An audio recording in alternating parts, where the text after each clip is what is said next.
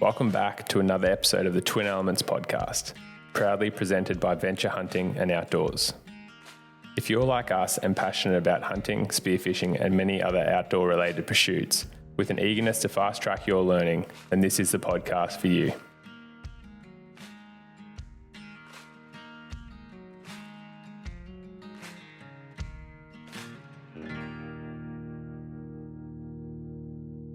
Welcome back, legends, to another episode of the Twin Elements podcast. Today we're going to be jumping in and discussing everything to do with optics, what we use, glassing tips, how to utilize the spotting scope better. The ironic thing is, as you are listening to this, Ayden and I have started our journey to the US.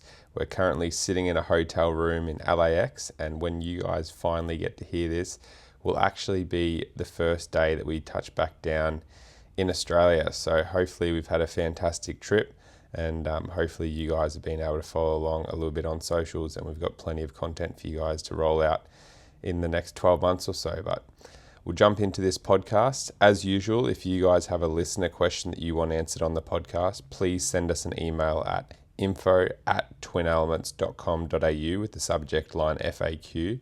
Or equally, you can send us a message on Instagram at either the Twin Elements, Ayden Doumtsis Outdoors, or James Doumtsis Outdoors account, and we'll get to it on a future podcast. So let's jump into using those optics. We have recently teamed up with Day 6. They design and build specialised equipment for hunters. Their arrows and outsert combos are hunt ready straight out of the box. Head to their website to check them out today. Or for our Australian listeners, head to Venture Hunting and Outdoors, who stock the brand. So this year, like much of our setup, we've sort of shifted and aligned more with everything that Venture Hunting is sort of stocking. This is just easier, so that as we've aligned ourselves with the brand that, or Venture in a retailer that is going to be supplying, you know, a lot of Australian hunters with really quality gear. We just wanted to be able to have really open testaments as to what we're using. So we have made the shift to Leupold Optics. Not only that, but also because of their really great reputation and obviously the quality glass that they have. So for me, I'm running the Leupold 10x42, the BX4 Range HD binoculars.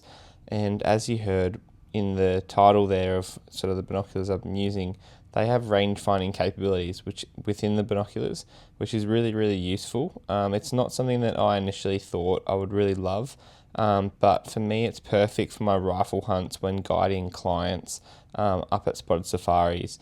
So hunting in North Queensland where it's fairly open, there are a lot of open gullies, sandy creeks, things like that, the basalt wall, and being able to range, for me, chital deer, and then talk the clients in and say that, we're 100 meters away. It just saves me having to grab my little, Leupold Optic RX full draw rangefinder from my binocular pouch that I use when I'm bow hunting. And basically I can range sort of deer sized objects from over 1 kilometre away for the rifle hunters particularly. The glass quality itself is really, really good. As you're about to hear in a second, it's probably not as good as the binoculars that James is running, but for me, being able to glass really well, I think just through habit and mannerisms, and probably has become a bit of a learned skill for me, is definitely glassing.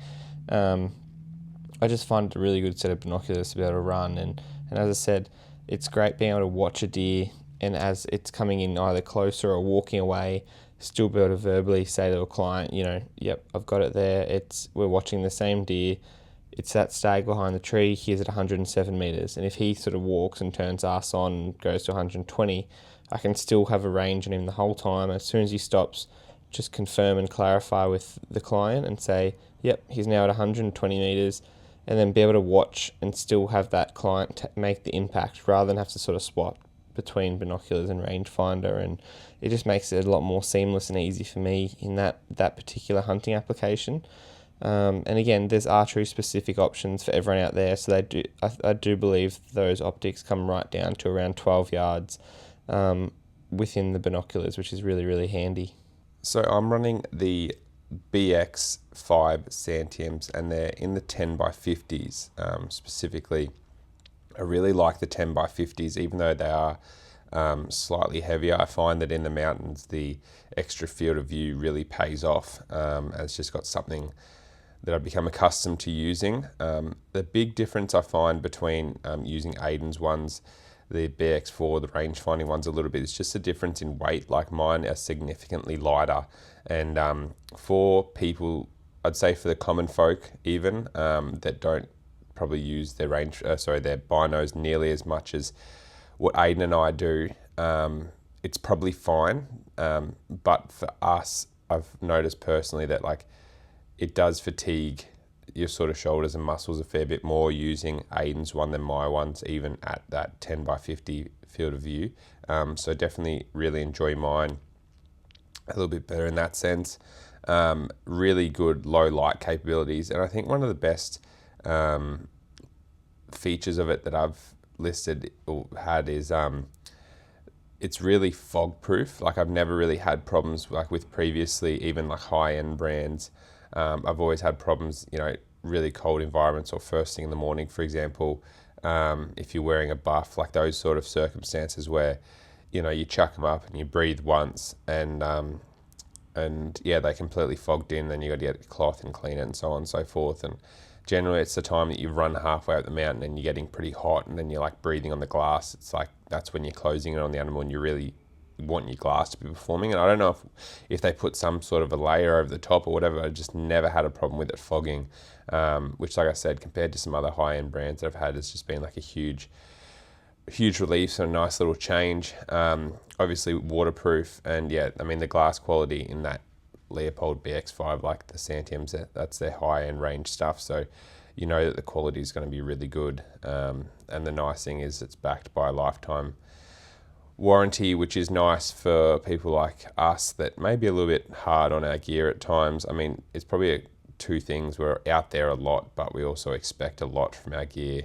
It gets put through the paces and it's stood up really well. Really keen to use it this trip, as they are a fantastic set of binoculars. The next bit of kit that we have in our optic system is the SX4 Pro 20-60 by 85 spotting scope. We've been running this with the Alpine CF 425 tripod, which is also a Leupold product. And that's a highly adjustable 5 to 58 inch in height or length sort of tripod, which is great. It's very lightweight, which is sort of why we often run it with the spotting scope, as you would have seen and heard on our earlier podcasts on gear and stuff like that.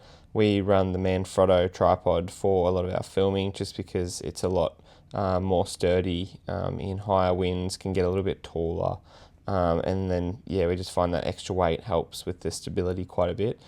But here, when we're trying to add in an optional bit of kit for us, which is the spotting scope, we want that tripod and the spotting scope to be as lightweight as possible. So there's a quick attachment function with that tripod. The option comes obviously with the base plate. And then the biggest thing about the spotting scope in particular is just that super high resolution.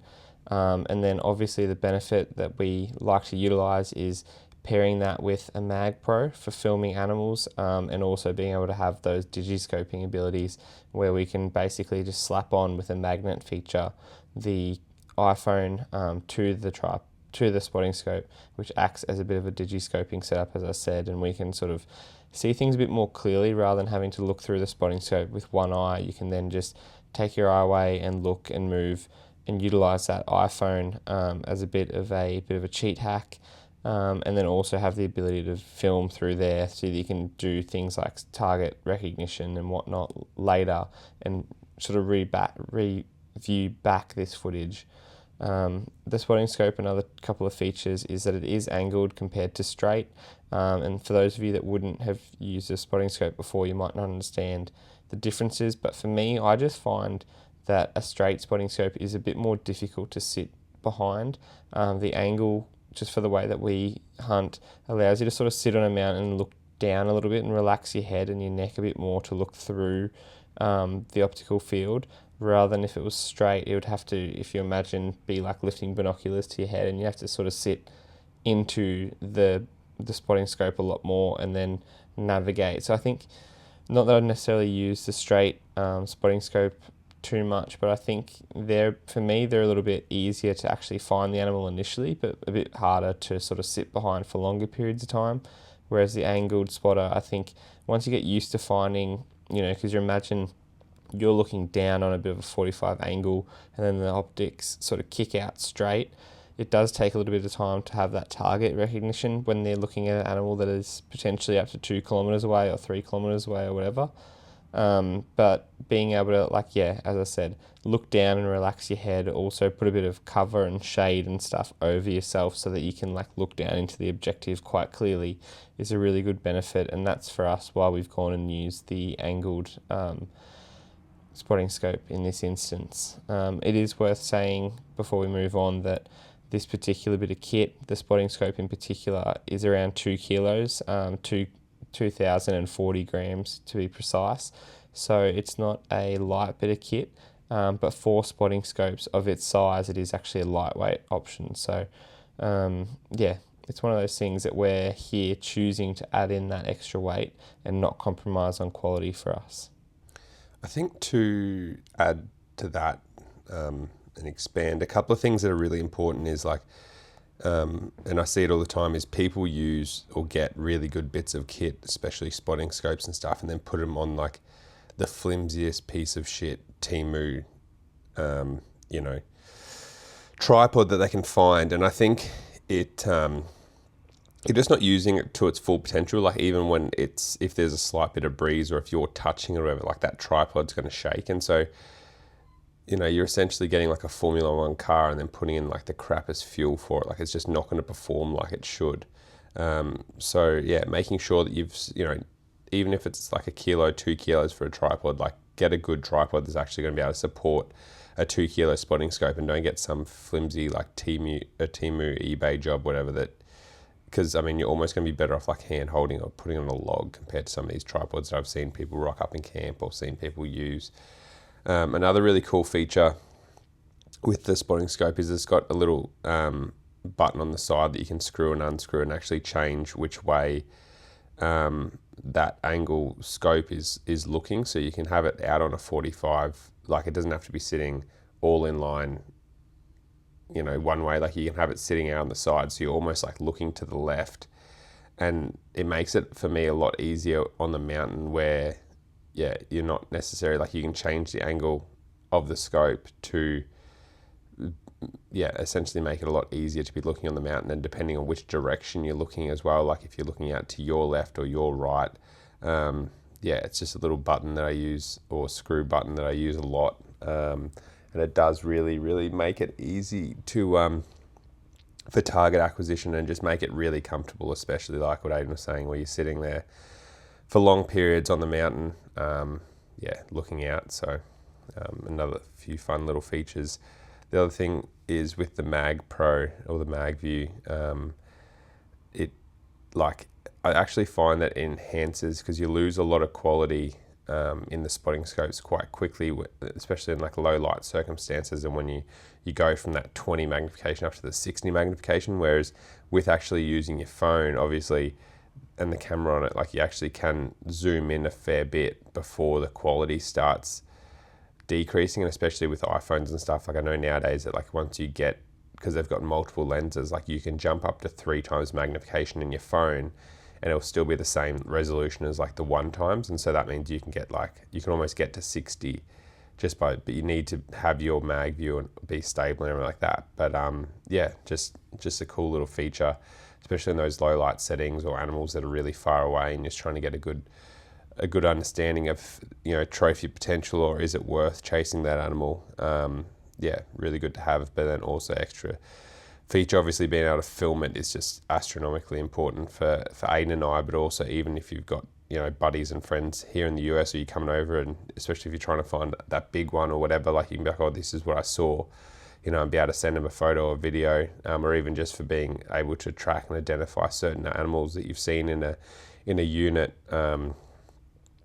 Very, very handy bit of kit, and really, really enjoy using that mag view.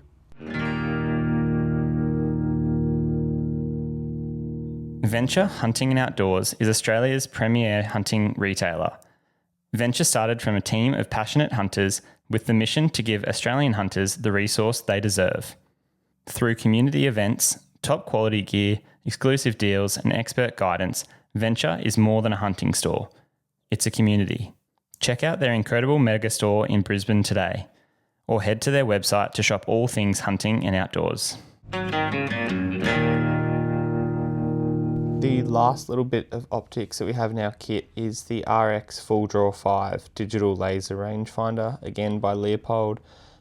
This is a tiny little bit of kit. It's very handheld and sleek, so it's something that we're able to raise often with our right hand, bring up from our sort of binocular pouch where there's a rangefinder attachment, have it sit comfortably in there, and then bring it up to our eye, range animals, whether it's a chital deer or in this instance a bull elk at 30 metres, 60 metres, and then be able to sort of range trees, shrubs, all that type of stuff around it. So again, it's just, for me, I run the two bits of range finding. One, I've got the binoculars normally in my pouch that can range, and I'm doing that a bit further out.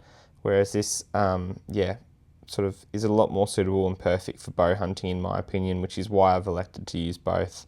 And again, it just, for me, attaches from my rangefinder pouch on my binocular harness, and then comes to a lanyard from there, which I can then stretch and come up to my eye. I know that James is using and trialling a magnetic attachment by Magnus Clips or Magnus Bow Hunting, and it's something that we're going to be able to report on more as we use it here in the US. But yeah, for me, I'm pretty old-fashioned. That lanyard that attaches it to the rangefinder has been perfect for my rangefinder, and just keeping it fastly secured to my rangefinder pouch. I know there's been instances where you're in the rush of ranging a tree at 30 or 40 metres, you go to sort of put the rangefinder back in its pouch and it doesn't necessarily fit in there quite well, and you can just drop it and have it not, it's got enough stretch and give, but not also the rigidity where it doesn't just drop to the ground and clang on things and hit the ground. It sort of just drops a couple of inches and is sitting there on the side of your sort of belt or hip, without actually hitting the ground or affecting any noise of the hunt. So for me, that sort of rounds out our optics. And again, keen, as we said, to try this magnetic clip attachment by Magnus, where hopefully then it's as simple as attaching that to an area up high and near our eye, so it's just a smaller movement once in closer. As you can imagine, that rangefinder will have a little magnetic clip on it, as well as whether it's on the backpack, on our shoulder, somewhere like that, sitting on our collar, where it's just one less movement and a bit closer to the eye rather than all the way down on the rangefinder pouch, which is on our bino harness. A few extra features of the rangefinder that Ayden didn't mention is you can actually set it up to predict your arrow flight. So if you put in your arrow weight and your feet per second, you can actually get it to show what your arrow flight's going to be and predict whether it's going to hit certain vegetation in the way and stuff like that. So if there's a branch at 20 meters and you're shooting 40 meters and stuff, and you're wondering if you're going to get under it, it's actually got features for that you've just got to set it up. Like, we specifically haven't done that because we're shooting pretty close range. Like, most of the time it's going to be less than sort of 30 meters, but yeah, there is features in there that to do that if you set it up properly. Another really cool feature, which isn't going to be that relevant for a lot of you guys, but is just cool to know, is that Leupold's actually teamed up with Onyx, and similarly you can actually range a spot and have it connect to your Onyx, which I just think, like, how incredible would it be? I know there's been so many times where you're okay, well, like, you could actually range the bench that an elk or a mule deer or whatever's on. I know personally for me in Australia, like, there's been a few times where I've tried to, look at maps, especially in like flat areas, and be like, oh, it must be this little bench that they're on or whatever, and you try and like pin it, and then it turns out they're actually on the next one 200 meters away, and you've sort of got a bit lost, especially at like distance at maybe a K. Whereas actually being able to like range that bench and get a waypoint pop up on Onyx, I think obviously it's just using technology to the full potential, and just increasing your accuracy. And if it's all these little 1%ers that really do add up, and make sure that you come in from like the right way and the right angle, and you're looking in the area, and you can relocate your game at long distances rather than sort of guessing where you're putting the waypoint and maybe in the wrong spot. So in terms of like a rangefinder and all the functions that it have, I've been very, very impressed with the functionality. It's not just something that you can, like, it's what you get out of it. Like I said, we haven't really set them up properly, but and I mean, they're brilliant for us in terms of like just ranging stuff, even in high grass and everything like that. They haven't had a problem. They've even got features where it's like range the furthest object in the grass and stuff to try and prevent it from getting caught up. But yeah, so there's a lot of functionality in these rangefinders. Like you can see, they've put a lot of innovation and design in them, and been very, very impressed. The topic that we're going to dive into next is spotting scopes. So I guess James and I will sort of preface here by saying that we didn't really use them typically like on every hunt in the past, but it's definitely a tool as we've developed and sort of progressed as bow hunters and hunters in general. It's a tool that we're now utilising more and more on our hunts, and especially as our hunting style has expanded and we're sort of moving more from, just going out in the bush and trying to shoot something to target a particular animal, usually in the trajectory of more mature, all that type of stuff. There are definitely certain applications where they're really, really effective for us. And again, that weight is sort of worth it, which is the biggest thing when considering optics, in my opinion, or spotting scopes in particular, is, in this instance, this spotter is 2 kilos. Is it worth carrying and lugging that around the hills or the mountains for that extra, resolution or image clarity? And for us, it definitely is. Like, I just think about some of these hunts that we've done in the Hunter Valley, whether it's for red deer and fallow or mountain boars, with, good mate Nick Morton long in the past, but even here in places like Montana in the USA, or on expeditions to New Zealand when we're trying to hunt tar and chamois and the likes, anywhere we can really get a good vantage point and then can sit and then glass for game for up to hours and hours and hours. Again, you can get single eye strain, but I just think that by being able to do that, you see things that you don't actually see with the binoculars, especially when using it correctly. And even when you can see stuff with the binoculars, as often with the case with spotted safaris, I definitely use it, especially around camp or first thing in the morning if I'm viewing a floodplain or a bit of a spring or something like that, or a big basalt ridge that wraps right around where I want to park the car. Even if I'm not going to carry that weight for the next, 10 hours while we go and do a big hunt or a stalk, I might just spend the first hour of the morning glassing certain areas, especially if the car's nearby, identifying it, if it saves me walking to 3 or 4 different mobs and I can rule out those mobs and say, yeah, there's no, 28 plus inch stag in there. It just saves me so many miles and saves me scenting up areas, which is really, really important.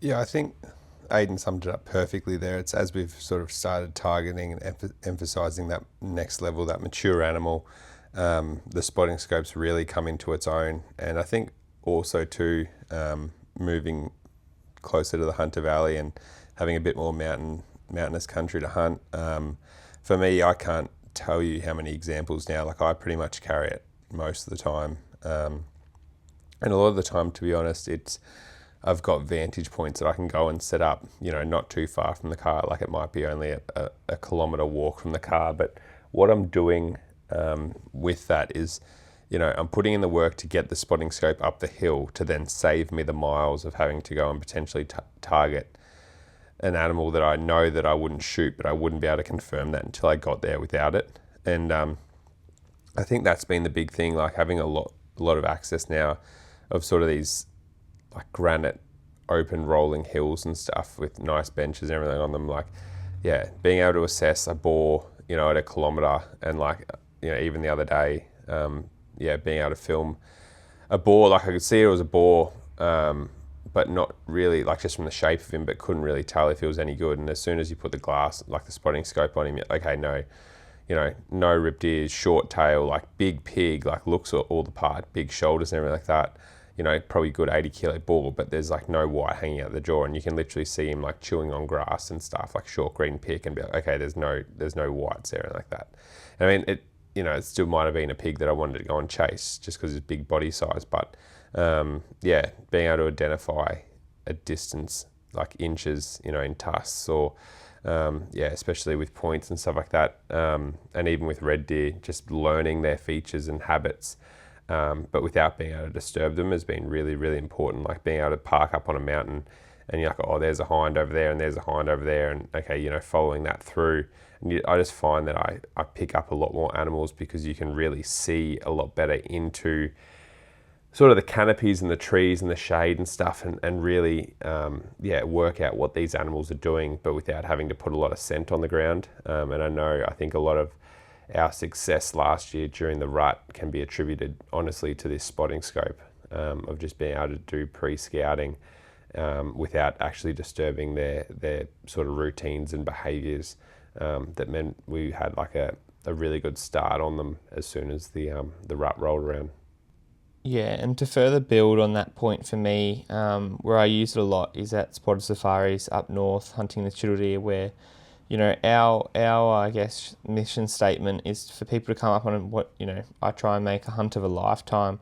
But we emphasise maturity and targeting, specific stags of a certain age class. And again, for me with the binoculars, I can quite often tell that, that chital stag at even a kilometre away is a long antlered sort of mature deer, something that we're trying to target.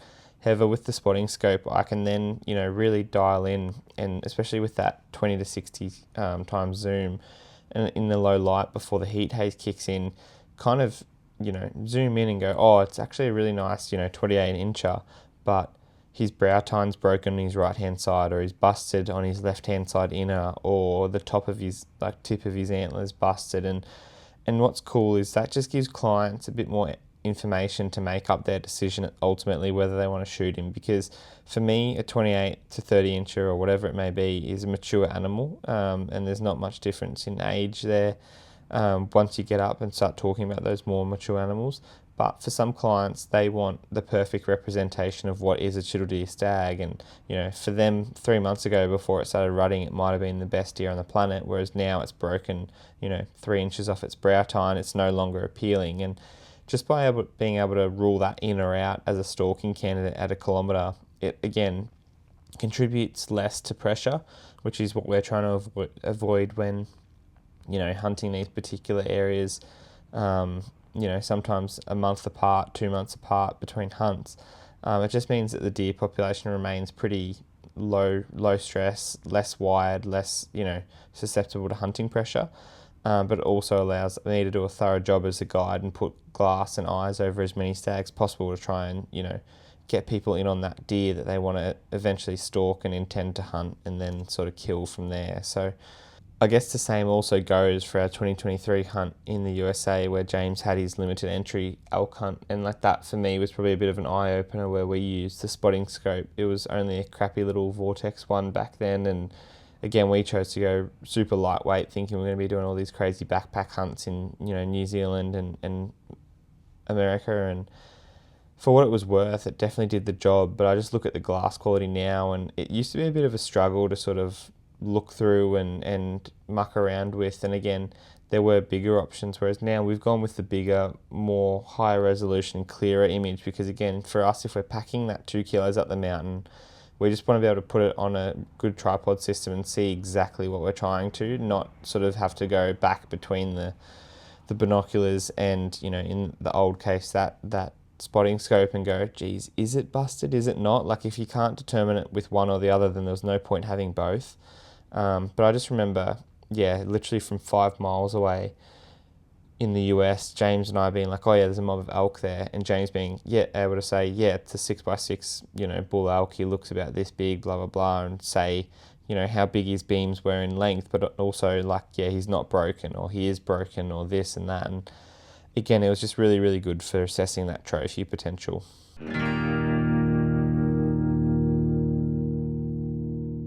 Atlas Wild helps to fuel your outdoor adventures. My personal favourite is the peached iced tea in the Rise, which is caffeinated and keeps you ultra focused while on the mountain. The electrolytes and B vitamins in there prevent muscle soreness and means that you can back it up on these extended hunts day after day. We've teamed up with Atlas Wild to get 10% off your next order by using code TWIN10, that is TWIN, 10 the number, to get 10% off your next order. Head to their website and shop today. So we're now going to jump into actual glassing tips with the binoculars. And I think one of the most important things to note is actually how you glass is really, really important. It's not like there are tactics that we'll jump into for actually glassing, in front of you or on the mountain. Like a lot of the time it does end up resorting just to sort of like a grid pattern or a very structured glassing technique or approach. But if I'm moving, and this is something that people always say, like, oh, how'd you spot that so fast? Or how'd you, how are you seeing so much more stuff? And I think a lot of that is like, just like any little ear flick around like that, like gets your attention quite easily. And but the biggest thing is, I think, just knowing where to look at certain times of the day. And it's something that people take a while to wrap your head around. And I think, so like, to use an example, so the first thing as the sun's coming up on a mountain, like I'm not just glassing, like I'm not going to be doing a grid pattern. Like when the sun's first coming up, the thing is I'm going to be anticipating where these animals are going to be glassing and like trying to locate them there first. So before I start looking into the heavy timber and stuff like that, like I'm going to be looking straight at the benches where generally the feed's going to be pretty short and you can identify targets even in the low light and be like, oh yeah, there's some pigs there or there's a deer there.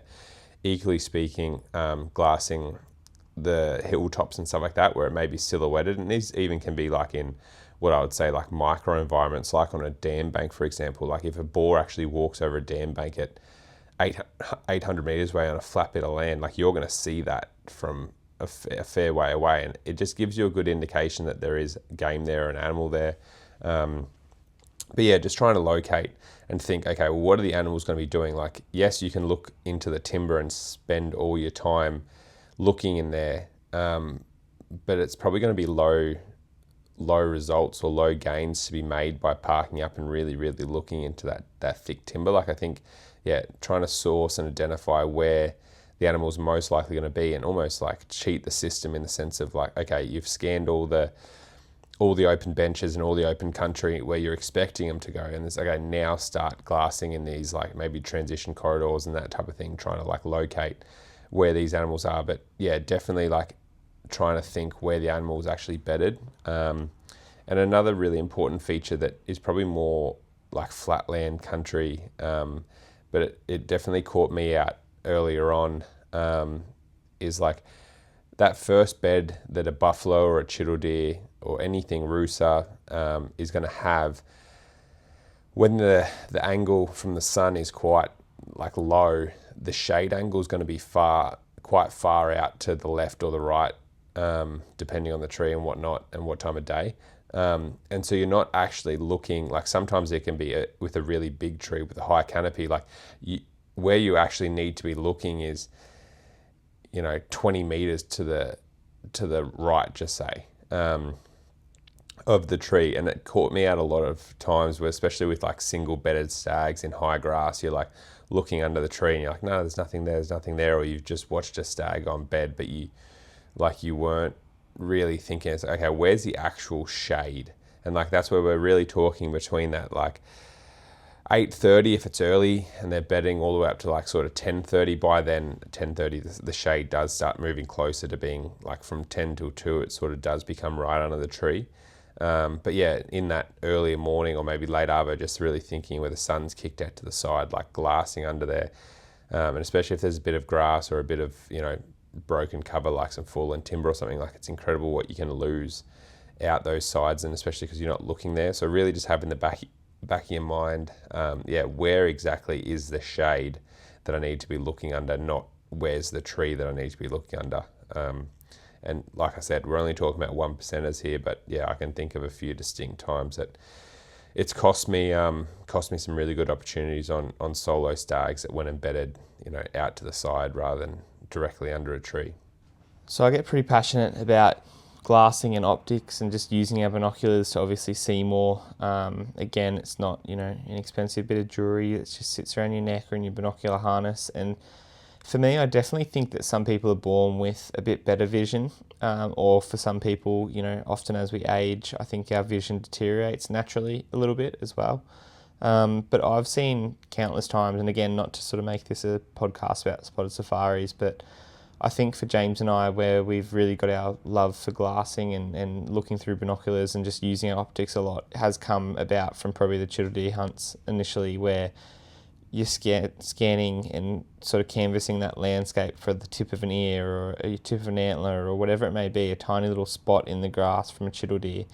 And we were doing this for hours and hours and hours, and that's where I've actually seen that over, my 3 or 4 day chital deer hunts with clients, you see them, if they're willing to actually learn how to, one, use their gear properly, but two, you learn, and quite frankly, from them being pretty much dog shit when it comes to glassing, and everyone comes with a bit of an ego and says, yeah, I'm really good at glassing, I spot deer here and here and here, but it's like most people can spot a sambar deer on a green, short fringe, walk across a paddock next to the Angus cows and then go into thick scrub. Like, most people won't miss that, and most people won't miss the boar at 300 metres on an open face, but once that boar moves into a bit of timber or blackberries or whatever, it does get a little bit more difficult. And for me, like, having people visibly come and learn and be, as I said, quite ordinary at glassing, and then eventually be able to start saying and have a bit of like banter, almost a bit of camaraderie, and try and challenge me to like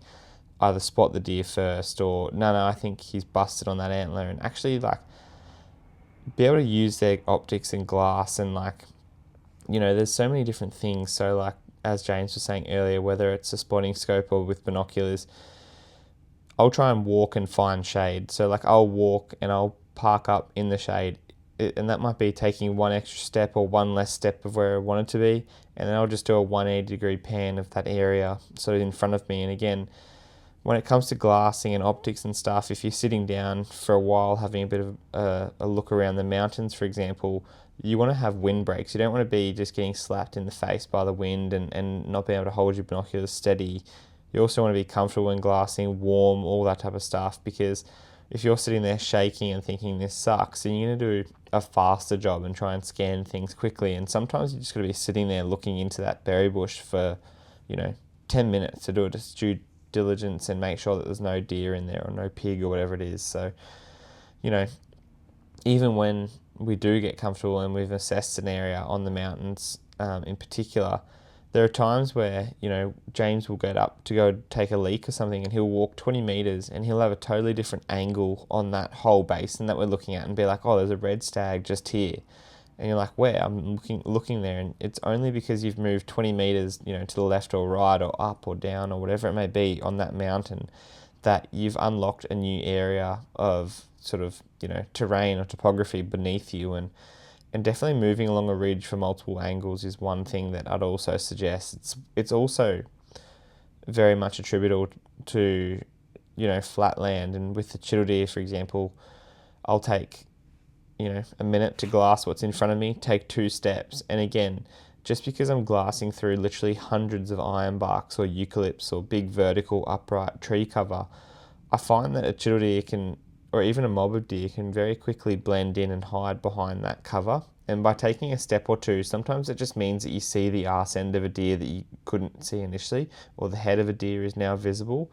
And that type of thing makes a huge difference. And I'll give you guys a bit of an analogy, because I know you guys, probably enjoy them hopefully by now. Might be a reason why you listen to the podcast. But for me, I'm just trying to explain to you what I'm doing there. When I pick my binos up, it's almost like if I was driving a car looking out the front windscreen. For me, and James was sort of talking to it a bit earlier when he was talking about the spotting scope, is I'll, rather than drive my car forward or start to turn right and curve the car and look through that windscreen on a different angle, obviously, I'll drive my car, park it, and which is me literally just getting the getting the binoculars up to my face.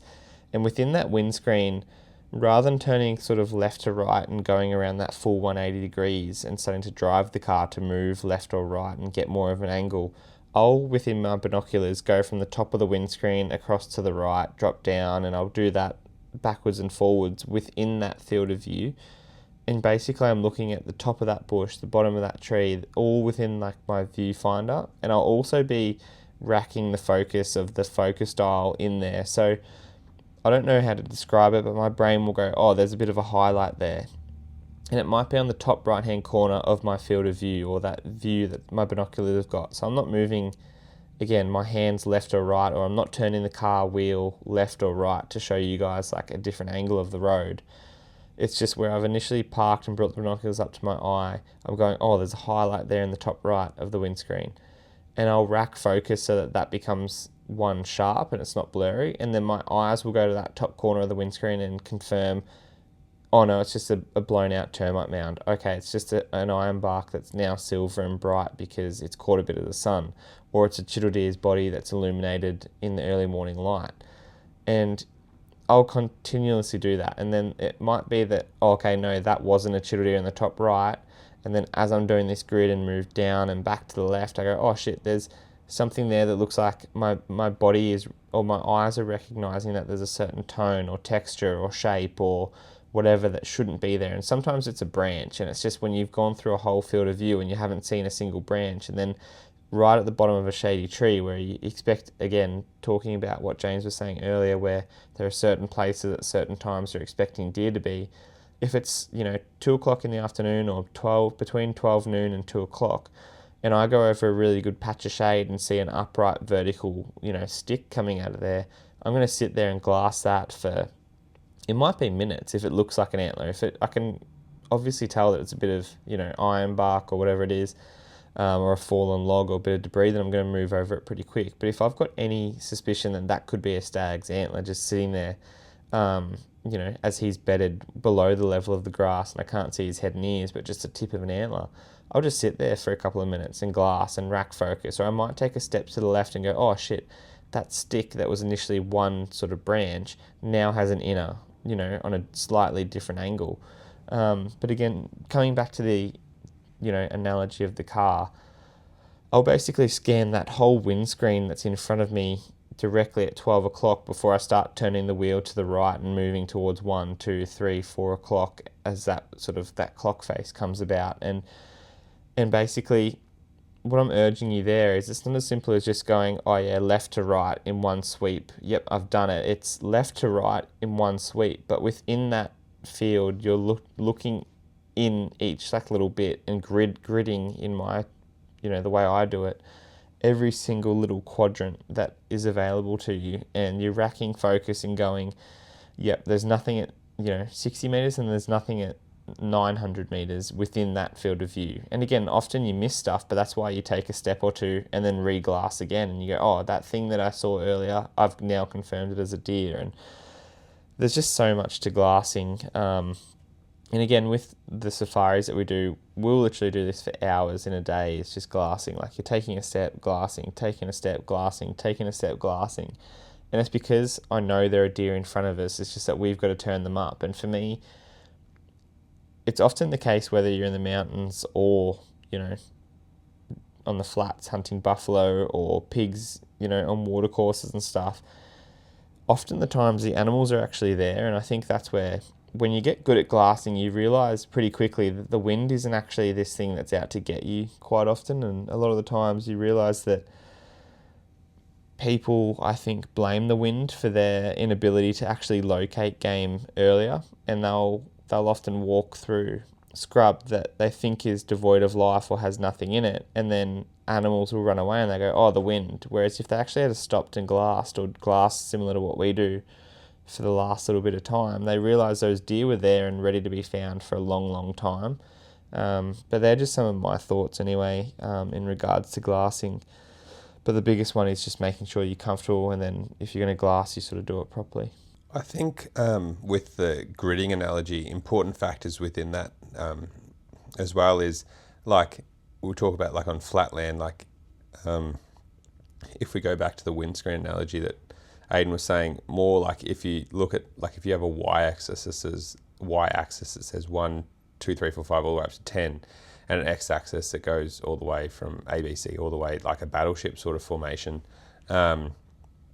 With that y-axis, like you're only doing, like on flat land, you're pretty much doing one general scan across the horizon almost. But it's not to say that, like, of the 100% of energy that I spend into glassing, I'm still, and that's what I was saying about the importance of like spots, and like what Ayden was saying, like I'll still emphasize and probably spend 70% of my time only actually only actually looking in certain areas where I think the deer are going to be bedded, and like really looking into that shade.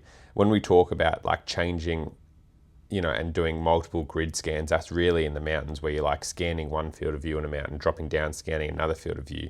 But even then, like I'm very much targeting and spending my time, like you'll skim over a lot of country that you're hoping to pick up. That's where you're hoping to pick up like that sambar stag walking across the hill and stuff.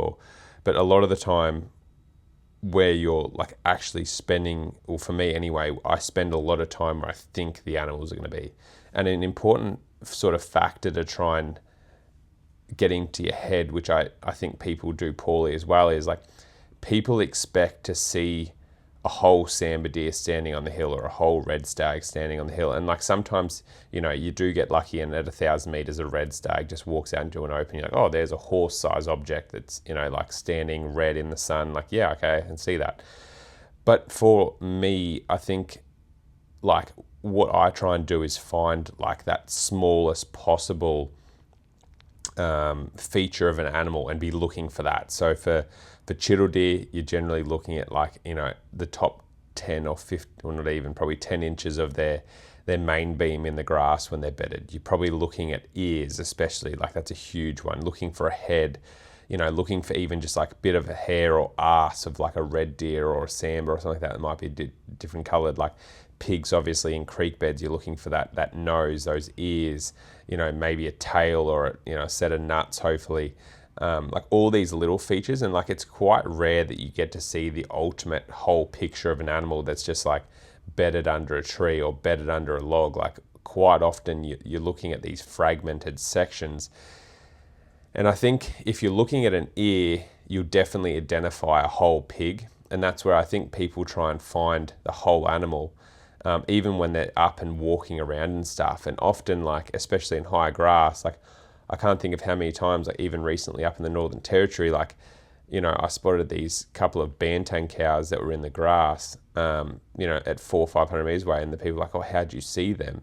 And it's like, because I wasn't looking for a bantang, I was looking for like the tops of their back, because I knew that the grass was chest high and that we'd struggle to see them. And so all I was looking for was horizontal lines, which sounds a bit crazy, but it's like, okay, then as soon as I saw a horizontal line, I had to watch it for about 30 seconds. Then I saw it move. I'm like, oh, there's bantang there, which like just shows, like if I was looking for that whole bantang, like even a bantang, which is that cow's probably a 500 kilo object and you think should stand out clear as day.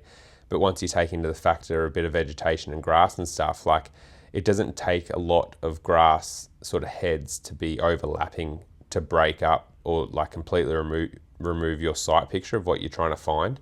And that's like really important too, like working out how high the vegetation is, because like obviously hunting up north in just say August where there's pretty much no feed is going to be very different to hunting straight after the wet in April, May, where the feed's up at chest height and you're trying to find pigs, for example. So really just having that in your mind, like, and even just in terms of like if you want to go and hunt that pig, like I've had times where it's like, oh, it must be only a small boar, and then you get over there and the grass is like waist high and you're actually like, okay, this is probably like 100 kilo plus pig, so just thinking about all those factors when you're glassing, and especially, like I said, trying to find the smallest possible bit of the animal you're trying to target or whatever, really, really helps with then, generally speaking, finding a bigger, the rest of it, sort of like Where's Wally almost. And also just trusting your instincts as well. Like it sounds silly, but like you'll be looking into a shady patch or something, or you'll be like scanning, doing that big scan and like really focusing in on the key areas you think are important, and you'll be like, your brain will be like, something just moved there. And like it's an instinct I've probably had to like trust and grow on, in the sense, like I can't think how many times something is like, oh, something moved there, and then you glass and you glass and you glass and you keep glassing until your arms feel like you're about to fall off, and then something flicks its ear again, and then you realize that like 20 meters back in the shade there's a chital stag bedded, or there's a pig that just flapped its ear, or whatever. And I mean, sometimes it's something as actually I wouldn't say sometimes, it's most of the time it's like a little wren hopping on the ground, or like a butcher bird or something on the ground, or a kookaburra that's moved. Like most of the time it's a flash of a bird that's caught your attention, and probably more often than not you don't actually identify what moved. And I mean, it could have just been a leaf falling from a tree that caught your eyes. But some of my best spots at like really big ranges has been where obviously a movement's picked up your eye and you've been disciplined enough to like hold on that spot for, what seems like minutes, and sometimes is. But then it really does pay dividends because, actually there's a boar under that, that bush, or there's a stag bedded up under there, or whatever. And you see that ear or antler flicker or tail flicker, and it gets you the opportunity that you were looking for.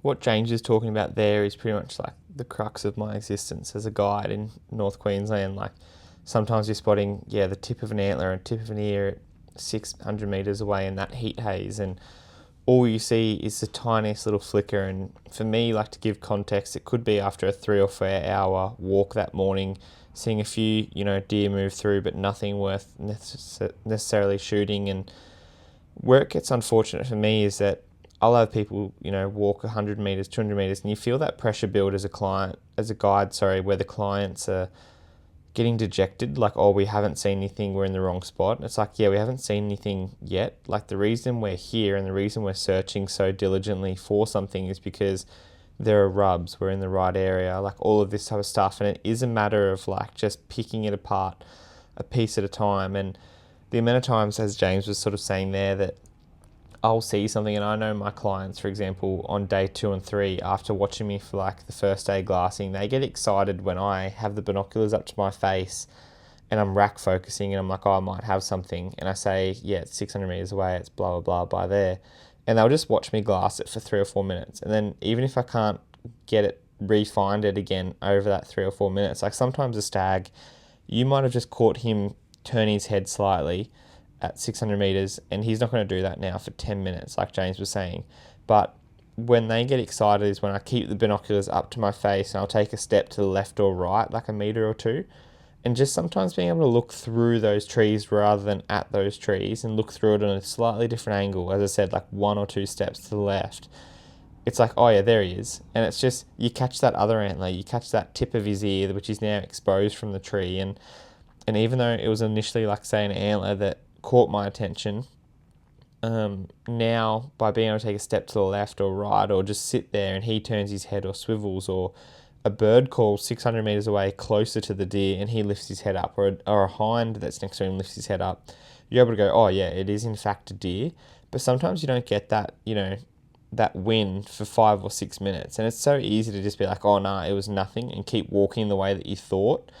But I think one of the better, things or habits that I have is that when I am hunting the chill deer, I'll have like a trajectory or a line that I want to hunt, and it's often dependent on which way the wind's going, but I'll sort of ditch that pretty quickly. If I'm seeing something out to my left at 600 metres away that I think could be a chill deer, rather than just say, the car's actually over that way and I want to walk that way, blah blah blah, I'll do a 300 metre lap if I have to get a better 300 metre closer look into that little shaded spot and go yes or no, it's a stag or it's not. Because for me, any lead is better than just wandering around the bush, potentially winding up animals and scenting up areas. So again, for me, I think everything comes back to being super, super like methodical with the glassing. And another thing that I guess is just a bit of a tip or something to consider would be also just having the ability to be able to like talk people into where you're looking. So like for James and I, we're often hunting, where one has binoculars, one's filming, so it's a bit different. But still, if I see, a big bull elk 5 miles away, I want to get him focusing on that rough area where that big bull elk just walked through or is as quick as possible for filming opportunities. And the same goes for me with guiding. It's like once I see an animal, it might not be there forever. I want the clients to be able to see it, and if they can't, like we're on the move trying to get closer and cut that distance, I guess. And being able to like find, I guess, a definitive point or definitive tree, like if you're looking at an area and there's only one massive rocky escarpment and you can say, okay, from there it's at 6 o'clock and then work on, clock angles from that definitive object is super, super rewarding. We're sitting here in a hotel room, so it'd be easy for me to be like, oh yeah, see that lamp, but there's 3 lamps in here. So I need to be more specific. See that lamp, and to the right, there's a coffee machine with 2 cups. From there, James goes, okay, that lamp over there has nothing next to it. This lamp has a coffee machine and there's 2 cups. Like, yes, we are identifying the exact same bit of turf. From there, move, 6 inches down left towards 9 o'clock on a clock face, and you'll see that stag's antlers. And from there, once you've set up that definitive object, it's not, oh, see that tree? Because I get clients be like, yeah, just near that tree with it's got a termite mound next to it. And you're like, oh, okay, that's good. That's ruled out like 1 tree. There's still a million trees in front of us in North Queensland with a termite mound at the bottom of them and a woody sort of upright thing called a tree. Like, we've got to be more specific than that. And I know it's like excitement, nerves, whatever, stress, whatever that comes into it, but you've just got to be able to have like an analytical approach and then help bring your mate or whoever it is into actually seeing what you're trying to see. But there's just a few fun little tips. And yeah, honestly, we could talk about glassing forever. And as I just said, then we're in a hotel room at the moment here in LA. So we've actually got to go and wander off to Breckie shortly and get going for our connecting flight to Montana. But please, if you guys obviously have any questions like further to glassing, this has been a bit of a rushed podcast just to get content out to you guys, but please send us your FAQs and stuff like individually on top of this, because there's stuff that we always have to try and have a bit of an idea of what we're talking about in terms of setting it out clearly and having a few notes and stuff. But this was just, let's just talk about optics and glassing while we can, because it's important. But we're sure that, there's so many things that we've overlooked here that we'll readdress either through FAQs or in other variations of podcasts. Bringing target precision to hunting camp, Option Archery makes specialist gear. Their quiverizer is one of our favourite bits of kit. This stabiliser combined arrow quiver is extremely unique, cutting weight with its clever 2-in-1 design. The Option sights are versatile in this regard also, offering both a single or multi-pin sight housing within the same sight. Shop their products today. Yeah, just to round that out, with what Ayden was saying with like talking your mate into an object, like he was saying, like with the lamps and stuff, in the mountains, I find that the easiest thing is actually to identify something on the skyline and then talk people down to it, or to like find an object that is just like indiscriminately, like you go, hey, see that big white rock there? And it's like the Pride Rock from The Lion King. Like the first object, like it's very easy once you've identified like an initial starting object to talk people in. Whereas like I find people like, oh, and it's interesting that Ayden talks about it because I find he does that with me. He's like, oh, see that tree over there? It's like, yeah, cheers, bro, thanks. But the other thing that is really like I try and do with flatland is actually start really close. Like you say, okay, see that, and like I'm going to say something very obvious here, but like see that stump or that termite mound. But the fact is you're going like at 12 meters. Like, you mean, like you're like, it's not the termite mound out there at 500. Like you're starting at the one, okay, see that termite mound at 10 meters or 20 meters, and then straight line past that, there's a stump, that burnt stump, or it kick, that log that points out and kicks up to a right and goes to a sharp point or goes to a Y, and then see those 2 saplings there. We'll look between those 2 saplings at 400, and that's where the stag's feeding or whatever.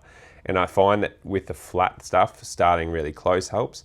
And I mean, always starting with a very easily identifiable object at the start.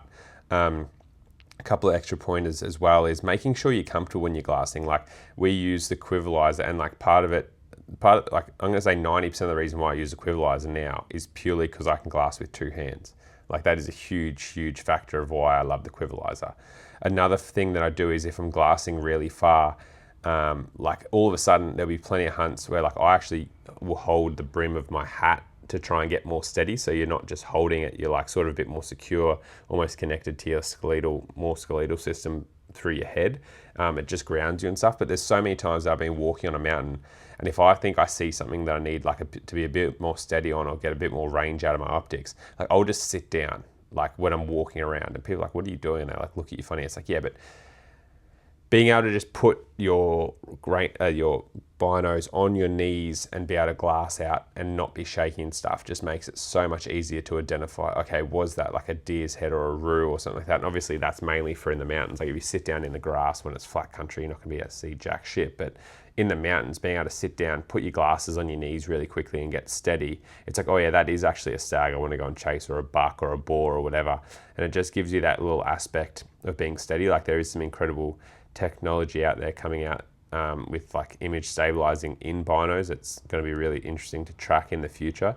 But yeah, just in summary, like making sure you're actually steady and really comfortable when you're glassing. Like, yeah, using two hands, like obviously that's not always one, but yeah, getting down on your knees and using your knees as a, or sitting on your bum and using your knees to steady you even when you're walking around and stuff. Yeah, it's incredible how much extra you'll be able to see or just quality you'll get out of a pair of binos.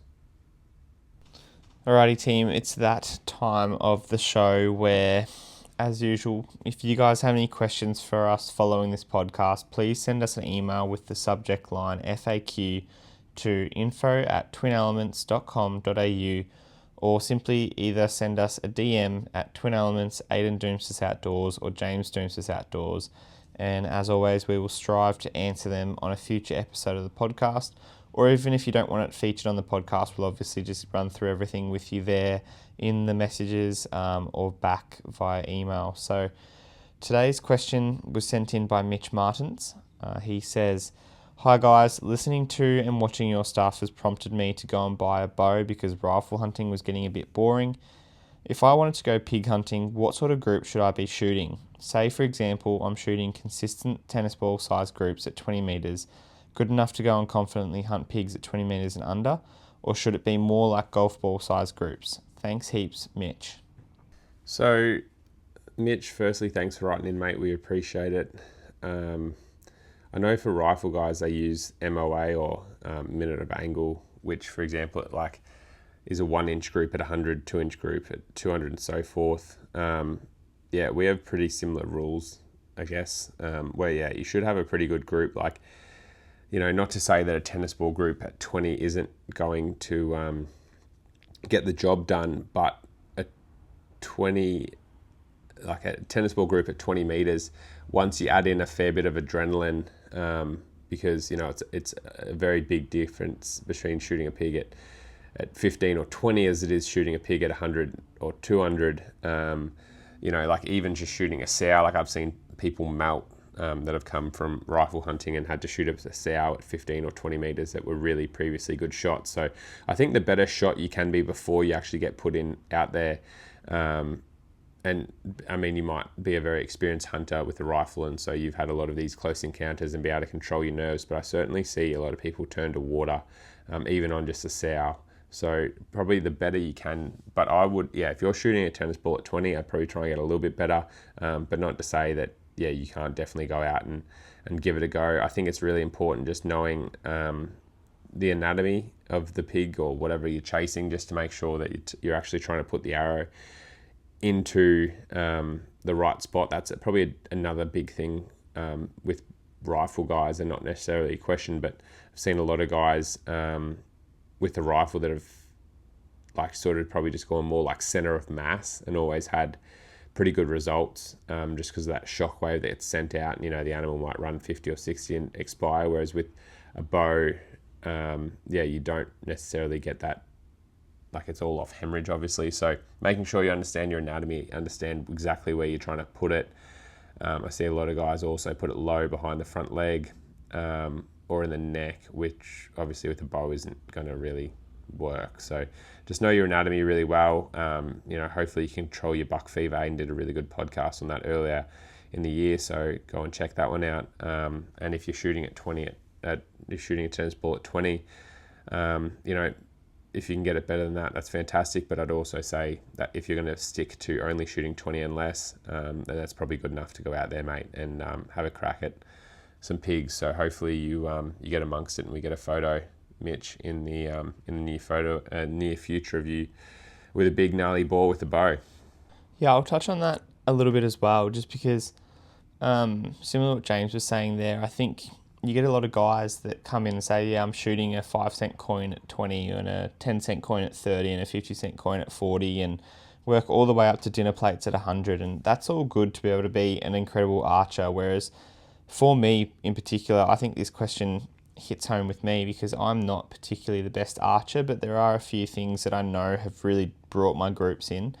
And for me, that was switching from like an index release to a back tension. And I think if I went the next step from a back tension to a hinge, from a thumb release to a back tension or a hinge, my groups would probably get better again. But my next thing I was going to ask you, Mitch, and this might be just something to think about too, and for anyone else in a similar boat, is if you're shooting tennis ball groups at 30 or 20 because you're only shooting at a tennis ball sized dot on a piece of, target or whatever, try actually putting a 5-cent coin little white sticker on a dot or, a tiny little marker on a hay bale or whatever you're shooting into, and just see if that brings your groups right in. Because I know for me sometimes, like if I aim for the shoulder of a chital deer, my variance might be a couple of inches. Whereas if I aim for that dot or that tuft of hair on a chital deer, it brings my grouping in considerably, even at 40 or 50 meters. And often I think that's just the case of really narrowing down and getting a bit of tunnel vision as to where you want to hit. And again, this I just want to bring it back to, because I think a tennis ball size at 20 in your instance will probably be good enough. Again, I'm not there and everyone's different and stuff like that. So I don't want to be the guy that if you can't shoot, a 1-inch group at 10 meters and a 2-inch group at 20 and whatever, and go all the way up, make it for bow or rifle, however you like. Because again, bring it back to the chital deer, I've had a client where, hopefully everyone's had a rum in their time and they know what the polar bear looks like on the rum box. But we put this box of rum out at 200 meters and he put 4 bullets from a 270 projectile caliber rifle into the polar bear's head at 200 meters. And I'm sitting there licking my lips going, yep, this is bloody going to be the easiest hunt. Like, we shoot most of our deer less than 100 meters. If old mate can shoot it at 200 meters and put 4 bullets in there, like, this is going to be easy.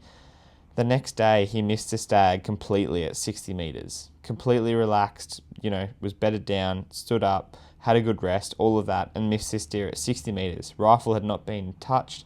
It was purely hunter being nervous, and very much like human, issues and things like that. So hopefully that gives you a bit of, perspective as to, we can be the best shots and archers on a target block or foam, target, but then when it comes to the field, it's totally different ball game. And unfortunately, you probably will wound a few pigs, and it obviously, for me, won't actually be a result of your gear. It will probably be, again, not knowing the anatomy and not knowing your shot placement, being a bit too fast or hasty or rushing. So my biggest thing would be, do the time, which it sounds like you've done, shoot adequate size groups, but then now you do actually have to go and, hunt and play it out and see how it unfolds in the flesh. And it is a very steep, severe learning curve, and obviously we're trying to put the animal's welfare and everything at the forefront. So it's great that you're asking these questions, and hopefully this has helped someone else out. But keep sending us in questions. We appreciate it, and hopefully this has helped a little bit with your progression into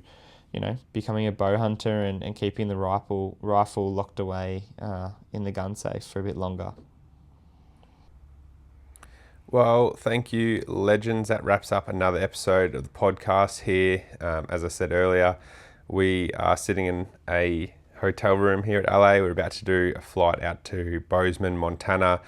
So we do have to go and quickly grab some brekkie before that. But hopefully you've been keeping up and we've been diligent enough to put everything up on our socials and had a few stories come out. We are going to have pretty limited service, but hopefully every couple of days when we check in, we can chuck some stories up for you guys. So hopefully you can sort of live vicariously through us and feel like you're on the hunt a little bit, and hopefully we've had a bit of success and also mainly just got a heap of content to bring back home for you guys to hopefully inspire you to one day come over here and experience hopefully the things that Ayden and I are about to witness and experience, because it is truly a hunt of a lifetime. So it's an interesting way of recording a podcast before you're about to leave, but hopefully there's plenty of adventure to come, and hopefully you guys can share in that adventure with us through our socials and future podcasts and videos as well. No rest for the wicked. We've obviously been catching flights, sitting in hotel rooms, sitting in the Qantas lounge. Thank you very much, James, for letting me in there and experiencing that. It is a good thing being able to do that. I'm normally a bit of a Jetstar grub and don't get that benefit, but on the 11th and 12th of October, we'll be back that week, and James and I will both be attending the Wild Deer Expo run in southeast Victoria, Australia. The event this year is being held at Lardner Park, as I said, to the southeast of Melbourne. So you can go and check that out via www.deerexpo.com.au to get your tickets today, and make sure you guys swing by the Cayuga Broadheads stall. We're going to be there for 2 days celebrating the event and what it is, as well as just, being able to hang out with like-minded people. Really, really keen for that, and we're hopefully going to be able to share with you some of the action from our America trip. As we said, we might still be a little bit jet-lagged and whatnot after what's been a big month in the bush, but it's going to be great to meet so many like-minded people. Please do come down there, support the community, and contribute to the hunting scene and outdoor scene down there in Victoria. Yeah, it's going to be a great event. Like Ayden said, we're going to be at the Cayuga booth, so come down, say hey, and we'll obviously have plenty of videos there, hopefully, and stuff, and can run through some hunts with people and experiences in the US. So if you are going to the expo, or firstly, if you live around Victoria, please go to the expo, or even southern New South Wales, come down, make it a big event. Just supporting that outdoor and hunting industry. Secondly, if you do end up coming, come and say hi to us at the Cayuga booth. More than happy to have a yarn and share a few stories from the US and hopefully a few successes. So hopefully we'll see you all there. But for now, I just want to say a big thank you from Ayden and I for supporting the podcast. Stay tuned on future episodes of the Twin Elements podcast, and hopefully we have a bit of luck over here in the US. See ya. We better go catch this flight.